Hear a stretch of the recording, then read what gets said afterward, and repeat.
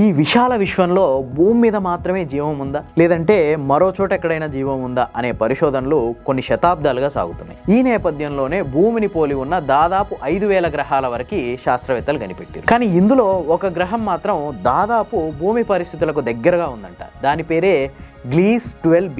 ఇది మనం మీనరాశి అని చెప్పుకుంటాం కదా, ఆ గెలాక్సీలోని ఒక మరగుజ్జు నక్షత్రం చుట్టూ తిరుగుతుందంట. ఇది ఆల్మోస్ట్ దీని పరిమాణం కానీ దీని స్ట్రక్చర్ కానీ దాని మీద నీటి జాడలు కానీ ఆల్మోస్ట్ భూమికి దగ్గరగా ఉన్నాయంట. మరగుజ్జు నక్షత్రం అంటే ఏం లేదు, మన సూర్యుడు చాలా పెద్దది. మన సూర్యుడితో పోలిస్తే ఆ భూమికి ఉన్న సూర్యుడు చాలా చిన్నోడు, అందుకని మరగుజ్జు నక్షత్రం అని అన్నారు అంతే. ఈ గ్లీస్ 12b భూమికి 40 కాంతి సంవత్సరాల దూరంలో ఉంది. ఒక కాంతి సంవత్సరం అంటే కాంతి ఒక సంవత్సర కాలంలో ప్రయాణించే దూరాన్ని కాంతి సంవత్సరం అంటారు.